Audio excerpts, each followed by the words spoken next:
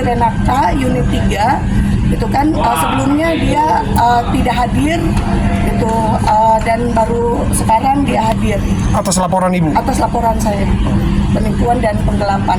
Sebetulnya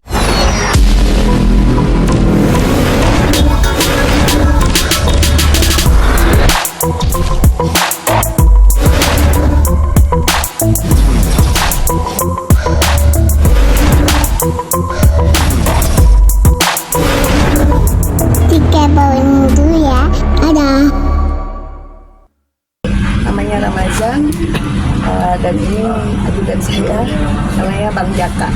Jadi, Oke Bu, kedatangan ke Polda ini terkait apa Bu? Jadi aku melaporkan salah satu pengusaha Jambi, di mana pengusaha Jambi ini mengaku punya proyek dari Gubernur Jambi. Tapi ternyata setelah saya mentransfer uang senilai 2,5 M, ternyata proyek itu bohong.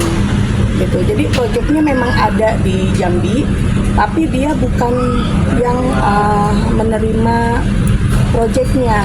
Jadi dia seolah-olah pertama mengenalkan ke saya itu keponakannya Gubernur Jambi, gitu kan. Tapi ternyata setelah saya merasa kok ada ganjal dan saya melihat mutasi rekening yang rekening bersama sudah digeser ke rekening pribadi dia, tiba-tiba saya cek kebenarannya, ternyata itu pun yang dia kenalkan kepada saya ternyata bukan keponakannya Gubernur Jambi gitu. Nah sebelumnya dia juga buru-buru minta dibelikan kapal gitu kan, karena proyeknya mau jalan. Waktu itu saya masih percaya, akhirnya beli kapal untuk proyek yang kantong parkir. Jadi kantong parkirnya di Jambi itu ada gitu kan, tapi ternyata bukan dia yang punya proyeknya, jadi dia minyak. Iya, minyak. Berarti proyek itu berbentuk bisnis minyak ya Bu? Iya, bisnis minyak. Jadi yang aku tahu dia punya proyek bisnis minyak, tapi ternyata diduga ini orang ternyata pelaku ilegal minyak di Jambi. Untuk pelakunya sendiri berapa orang Bu? Untuk pelakunya sendiri itu di Laleo, dan berikut ada karyawannya, namun karyawannya itu justru malah tidak tahu menahu uang itu untuk apa gitu. Jadi uang yang saya berikan ke dia itu ternyata dia gunakan untuk kebutuhan pribadinya gitu. Bu, berarti si pelaku itu dilaporkan oleh ibu, sekarang lagi diperiksa di Polda ini? Ya, sekarang diperiksa di Renata unit 3 itu kan sebelumnya dia tidak hadir itu dan baru sekarang dia hadir atas laporan ibu. Atas laporan saya, penipuan dan penggelapan. Sebetulnya kita ada dua objek, jadi ada penipuan dan penggelapan, ada juga utang piutang. Nah, yang utang piutangnya itu dibuat akta utang piutang. Nah, akta utang piutangnya pun itu sebetulnya masih ada sisanya, itu senilai 900 jutaan kalau akta piutangnya.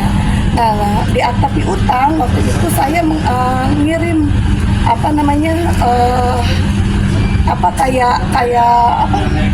yang papan bunga di Jambi.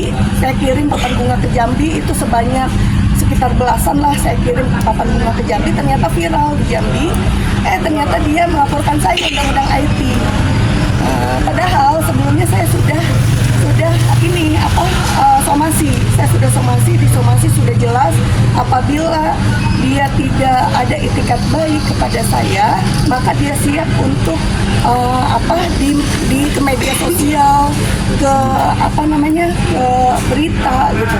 Dan dia tidak ada itikat baik sama sekali. Akhirnya ya saya kirim karangan bunga itu dan viral di Jambi itu. Tapi saya dilaporkan undang-undang IT sama dia di Jambi, di Polda Jambi. Bu, yang membuat Ibu yakin soal pemberian uang tadi apa sih Bu? Nah, yang membuat aku yakin pertama dia memberikan dokumen bahwa dia mempunyai agreement sendiri dengan si keponakan gubernur ini. Jadi dia jelaskan semuanya, keuntungannya semuanya dia jelaskan. Bahkan kami bertemu dengan katanya keponakan yang sekarang saya baru tahu bahwa ternyata dari orangnya langsung, Bu, namanya Pak Arya. Pak Arya itu adalah yang punya proyek kantong parkir. Dan dia ternyata ketika ketemu dengan aku, dia hanya mencari investor, bukan Dilaleo ini yang mendapatkan proyeknya gitu. Dia justru nggak tahu kalau aku ini investornya.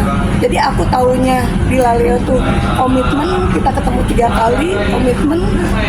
Pantas saja aku tuh nggak boleh nanya apa-apa, karena memang aku nggak ngerti soal minyak, jadi aku percaya gitu. Karena sudah ditemukan kan 3 kali pertemuan.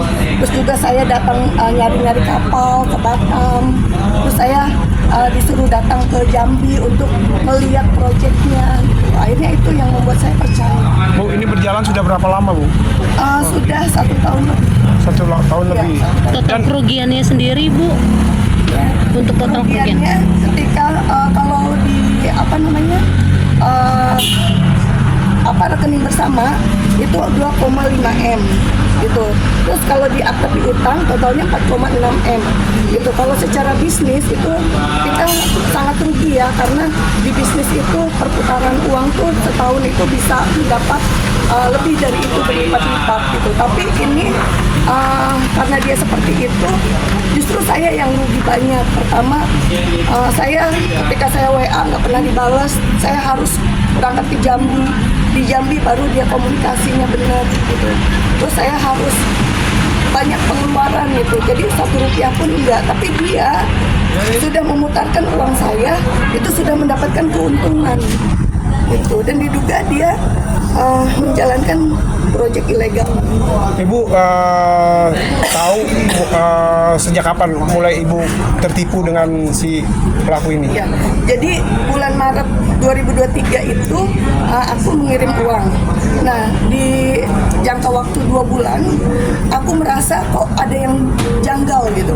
Karena aku pernah bilang pada saat bikin rekening bersama, saya pernah bilang tolong emailnya masukkan nama email saya, tapi ternyata dia tidak memasukkan email saya. Jadi dia dari awal sudah memang mau menipu gitu. Jadi email nggak masuk, jadi ketika duit keluar, emailnya nggak masuk ke saya gitu. Nah, saya mulai janggal, akhirnya saya cek mutasi. Begitu saya cek mutasi 2 bulan tuh uangnya udah habis gitu. Begitu saya cek, ternyata dia alihkan ke rekening pribadinya gitu. Di situ saya mulai nggak langsung marah ke dia, tapi saya mulai cari tahu sendiri. Saya tanya, uang masih ada nggak? Dia bilang uang masih ada, Kak. Padahal saya sudah tahu uang itu nggak ada. Dari situ saya mulai tahu bahwa oh ini orang memang bohong. Tapi orangnya memang secara attitude, saya juga percaya secara attitude sopan, baik gitu kan, tepat waktu. Tapi kesini-sini ternyata orangnya memang nggak tepat waktu banget. Ini nanti setelah ketemu Ibu akan bicara dengan si pelaku ini? Ya, saya mau bicara dengan dia karena setiap WA saya nggak pernah Direspon. dibalas sama dia gitu kan, tapi malah dia bisa membayar lawyer gitu.